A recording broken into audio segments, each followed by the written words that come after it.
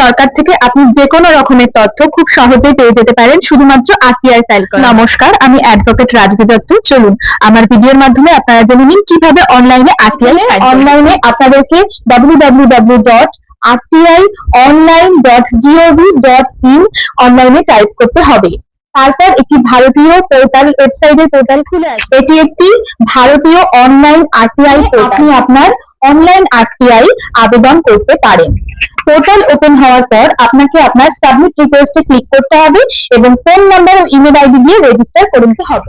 Submit request করার পর আপনি কোন ডিপার্টমেন্ট থেকে তথ্য চাইছেন সেটিকে ফিল আপ করতে হবে, যেমন রেলওয়ে ডিপার্টমেন্ট, এডুকেশন ডিপার্টমেন্ট অথবা ইনকাম ট্যাক্স ডিপার্টমেন্ট। আপনি কোন ডিপার্টমেন্ট থেকে তথ্য চাইছেন সেই ডিপার্টমেন্টটিকে ফিল আপ করতে হবে। ফিল আপ করার পর সেটি সাবমিট এর পর আপনি আপনার কোশ্চেন বিস্তারিত লিখে দিন, অনলাইন ফিস পেমেন্ট করে দিন এবং আরটিআই সাবমিট করে দিন। এইভাবেই আপনি আপনার আরটিআই ফাইল করে নিতে পারেন। এরপর থেকে যদি গভর্নমেন্টের কাছ থেকে কোনো রকম ইনফরমেশন লাগে তাহলে অনলাইনে আরটিআই ফাইল করে আপনারা খুব সহজেই তথ্য পেয়ে যেতে পারেন।